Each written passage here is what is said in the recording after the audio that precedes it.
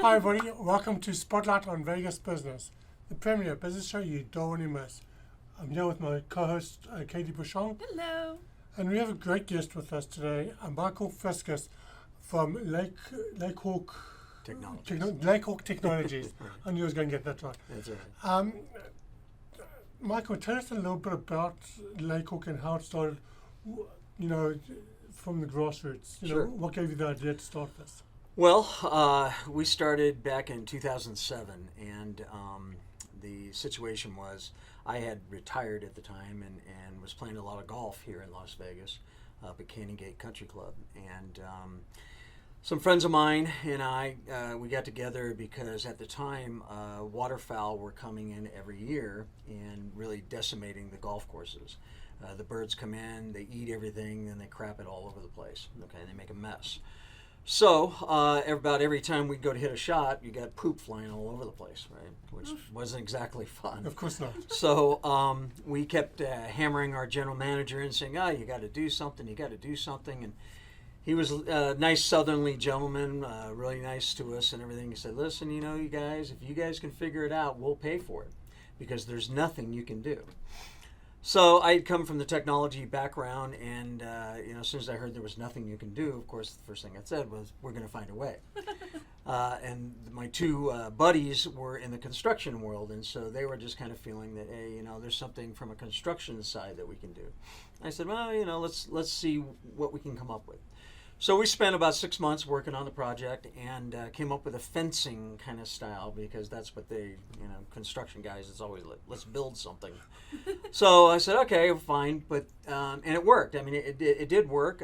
We sectioned off an area at Canyon Gate, and it worked well and 100% effective, and everybody was happy until we started figuring out the cost. And as I did more research, I found that, you have all these golf courses in Palm Springs area, Central California, California coast, Arizona, that are greatly affected by the migration of these birds. So some of these golf courses have 20, 30, 40, 50 lakes. Mm-hmm. And to encircle all of those in fencing just wouldn't make sense, aesthetically and both financially, more importantly, financially. And going to present to some of these boards of directors and everything, they say, well, that's great. I'm glad that, you guys figured this out finally. But, we're not going to be spending that kind of money, right? Can't justify the finance for it. So my two partners and I broke up. I mean, they decided, there's no solution. We don't want to mess with it anymore. And I said, okay, fine. About that time, I ran into an engineer, a guy that was building these autonomous robots for NASA. And we got to talking, and I had hired him to go ahead and see if there was something that he could build for us that would just scare him off. Mm-hmm. There had to be something. So I bought a little remote control boat, and I went out to South Shore Club, and I started going out there on my own, and found out that it worked. I mean, it did frighten him off. I said, okay, so that got me from point A to point B. I said, okay, so I know this works. The motion detection kind of thing works on them. After time went on, of course, I said, man, I'm tired of going out here and having to do this at 5 o'clock in the morning. It's kind of a pain in the butt. If only there was an automatic way for it to happen. Bingo. So I'm like, hey, there's got to be an autonomous one out there. And I flew to the Middle East to meet with these guys. I went back east. I met with a guy from MIT. I mean, I went all over the place and spent a lot of money. And I just can't believe that you were a retired man enjoying your hobby, your interest. Yeah, right. And it just dove you right into a whole new career path. Well, it was an odd thing, and especially when I said, I'm the bird guy. I just became known to my friends as the bird guy, the crazy bird guy. But anyway, so over time, it just got to the point where there really wasn't an autonomous device out there. So we had to have piloted devices, somebody that was actually driving the darn thing. And we did that, and we started doing courses around Vegas. One of those was TPC Las Vegas, and we had about a 98% success rate there, and they had never had anybody be that successful there. And that turned us into the bird guys for TPC, And down in TPC Scottsdale, they have the Waste Management Open every year. It's a professional golf tournament in February. It's usually the weekend of Super Bowl. And it's the world's largest attended golf tournament. And the pros for years have been complaining because there's bird poop everywhere down there. And so they called us up and said, I heard you guys had a lot of success up in Vegas. Can you come down and help us out down here?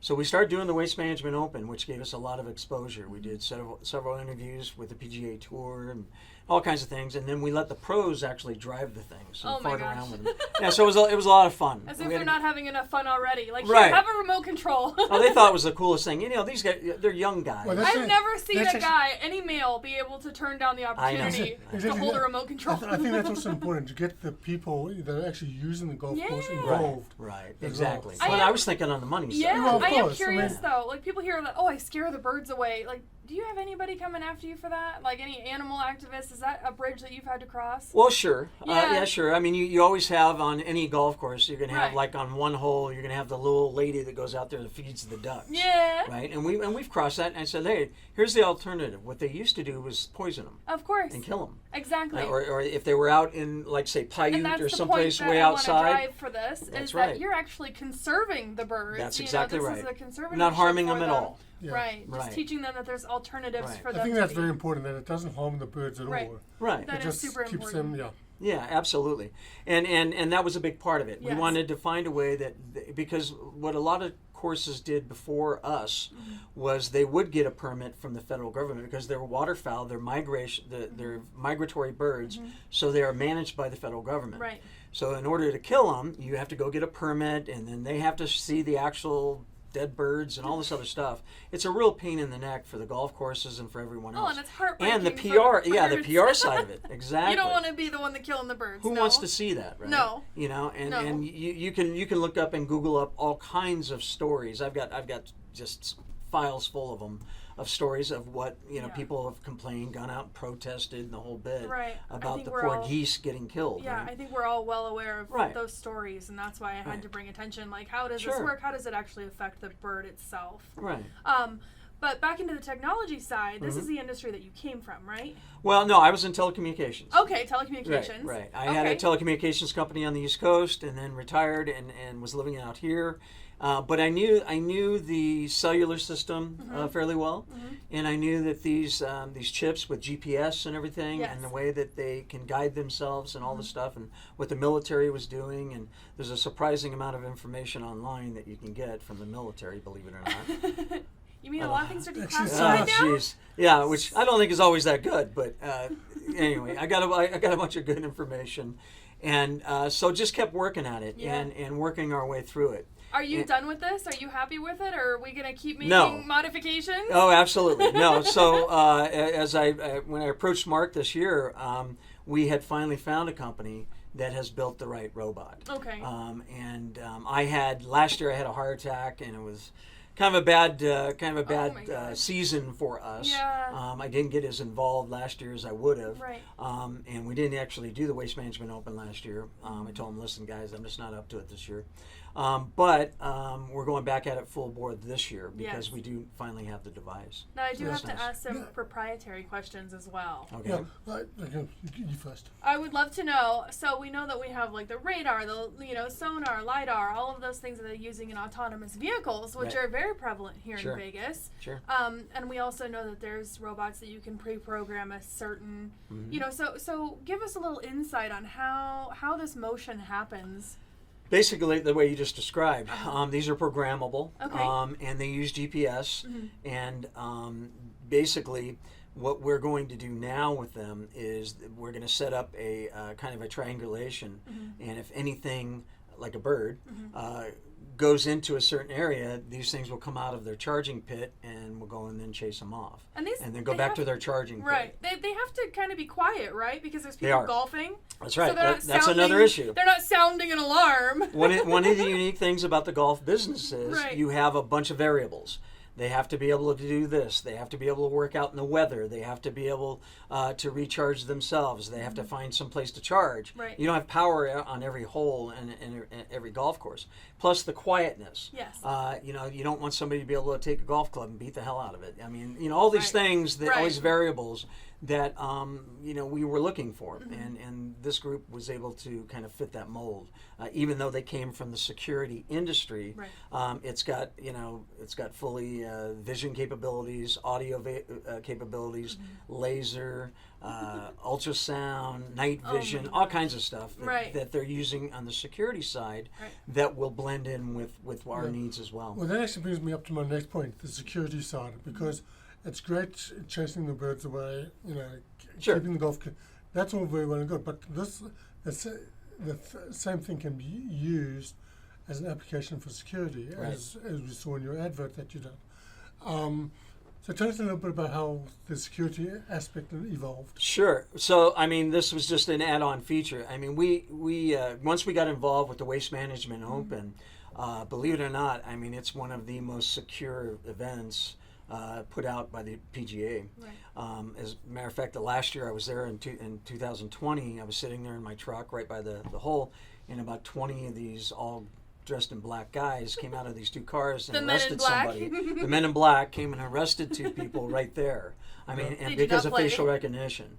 And there were bad guys. You're out on a golf course. Out on a golf course, and 20 guys went out there in a crowd of 30,000 people. Oh my gosh. And they pinned down these two guys and hauled them off, and they were gone like that. Oh my that gosh. quick. So the nice thing about these robots is they can provide all of that video, any kind of audio, should there be an alarm or any kind of announcement or anything like that.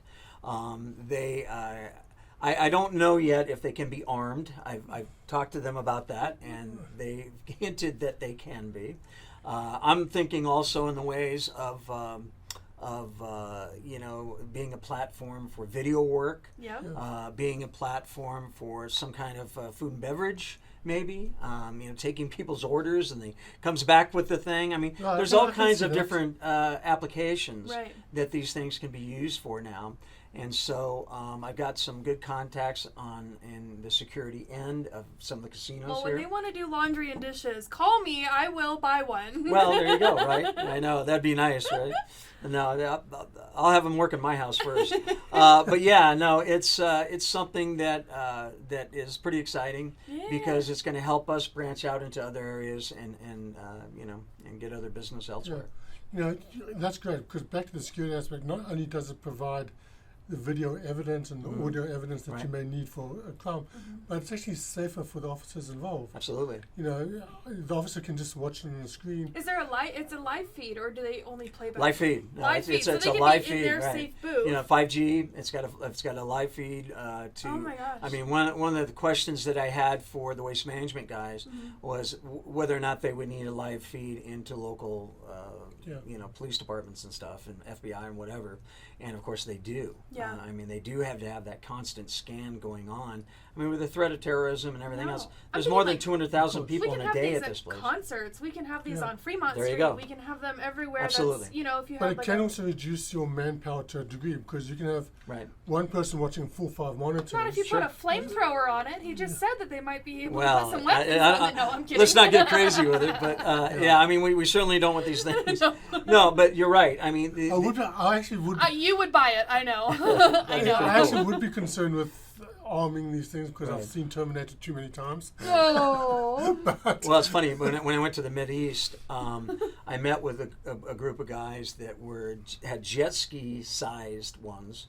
They were actually like replica jet skis, and they were fully armed. And they were protecting all these princes and kings' yachts. So they've had these two things. They have these two jet skis go out, and all night long they would patrol their areas to make sure nobody was in there trying to kidnap them or anything like that. And they were fully armed. What are yours? How do they move? Do they have legs, wheels? They're wheels. Yeah, they're land based. Okay. Okay. They look. They're kind of a funny looking little contraption with a little kind of a periscope kind of thing sticking up, but that is where the video is and gives them the vantage point of laser and other stuff, ultrasound and stuff they want to use. And they're heavy. They're probably a couple 100 pounds. They're not something somebody can just pick up and walk off with. Right. The wheels would lock up and that kind of thing. But going back to some of the applications we were just discussing, there is a plethora of user-friendly things with this. I I mean, think you there's could so really many. just let your imagination run and apply Absolutely. it to anything you could think of. Absolutely, and then the cost factor as well. I mean, one of the nice things about the cost on these things is it's about half the price of a manned security guard. Right. And then you throw in benefits, Right. workers' comp, vacations, No, sick days, all these other things that just don't happen. I think the average wage for security in Vegas, unarmed, is about $12 an hour, which I think comes out to about $34,000. No, it's higher now. It's closer to $18 Maybe bucks an they, hour. that's armed. I was just unarmed. Unarmed. I was just well, looking. then I was it just went looking up. at it yesterday, actually. Good. Yeah, I mean, I have a good friend who has a very large security firm here, and that's starting. I mean, then you get into several seasons at these guys because it's hard to hold on to them. It's a tough job. Yeah, it's a tough job. And she has like a lot of applications where, say, it's a construction site. All they really need there is a camera, a body. Yeah, right. A movable, programmable body that just kind of goes around and has vision. And then, like you were saying, they have somebody at the headquarters that can sit there and watch 10, 15, 20 screens, Right. and then at any time be able to pick up and call the police and get them down there. Right. Yeah. And they Because probably that's have motion most activation, unarmed too. guards do. They just call the police, right? Right. But think about Even armed guards, I think that's what they're trying to do. Well, actually- right. I mean, actually, think yeah. about some of these, guarded and gated communities, and this is where I tie in with the golf on some of these communities, like an Anthem Country Club or Spanish Trail or someplace like that. These can do both. They can drive off the birds, and then when there's no birds, they can go and they can patrol the streets. So there's a lot of gosh. cost-saving aspects to it. Yeah. It's just like having like an all-star employee for you all the time. There you go. There you go. That's There you go. amazing. There you Yeah, go. I think this is a great product. Now, if there's a golf course or a wealthy person out there that wants to invest in one of these things, how do they get hold of you? Pretty simple. Phone number 702-423-8459, or you can reach me at Mike at LakeHawk, LakeHawktech, LakeHawkTech.com. Is there anything else you'd like people to know besides the questions we've already asked you? No, not really. I mean, it's just, like I said, it's a unique business is that unique. is now kind of stepping to the new level. Sure. But the same concept, I mean, if you had a smaller robot, if there's some way of making it more affordable for, it can call for help. Absolutely. I mean, Yeah, this is just the tip of the this iceberg. is just the tip of the iceberg, tip of the and iceberg. that's. I don't think way ahead. My I know. vibe is ultimately, I mean, if you had these in, say, a community, say a 55 and over community or something like that, maybe that's something that could approach Right. a house or something and to find out if something's wrong. Is everything okay? Are you all right? Similar to like the medical, Yeah, but just like a a little bit more, metal alert or something like but that. just a bit more advanced than that. Yeah. Or even for the police, you think of somebody, having a standoff, they can send one of those robots in to Absolutely. pinpoint them, or see if they're armed or see if they're even still alive. The Metro's on my hit So- list for sure. Well, actually, that's actually a great idea. Like, Yeah. Sure. that school shooting they recently had, Yeah. that- Search and rescue. There's Search- all kinds A of billion. of applications. yeah, So how does it feel going from just trying to solve a hobby problem to like you could change the world with this? Well, I don't know about world changing, but it certainly At is. some point. It's unique and it's different and it's Well- fun. I mean, it's been a kind of a fun ride. I mean, we certainly liked having access to one of the premier golf tournaments in the world. That was a lot of fun. He's 'cause we still got to see only in it for the golfing. He's Well, still, I love it. I'm gonna certainly keep the golf good as to stay part of It's it. amazing. That's I mean, good to stay you focused. get a few free rounds here and there. He's It's like, kind of yeah, fun. I made this really cool robot, but I still love playing golf. That's right. and it's just a fun thing to do. But, Yeah. I think now that we've finally found the right devices, it's Right. going to make a big difference. It is. Yeah. Change it. I mean, the thing is that it creates a basis for so many other things, Yeah, it's true. which It's I true. think is great. It just becomes a platform that you can use a multitude of uses. It really is. It really Yeah. is. That's incredible. Yeah, well, Yeah. it's different. It's almost like fantasy. Like you think of the future. I remember in the 90s, we're like, man, we're going to have flying cars. I know. We never got those, and I was so disappointed. Not quite yet, right? You know? Right. And now we have actual robots that can save lives, they can scare birds, they Sure. can, and everything in between. Right, And you right. start thinking of what everything in between is, Right. and it is an endless list. No, it sure is. And there's just, like I said, there's so many other uses that are out there with these different types. They call them unmanned surface vehicles, and you wouldn't believe what the military's going after with these things. I mean, it's pretty wild. was pretty wild Yeah. to see. Well, thank Okay. you so Thank you, much. Yeah, you bet, We guys. Thanks for coming appreciate on. all the Pleasure. information. And again, And- we'll post the links and everything for Yeah. people to be able to reach Sounds out. great. Thanks for having me. Thank you Great. so much. Thank you for watching Spotlight on Vegas Business. We hope you like, subscribe to us, and we will see you next time with another exciting business.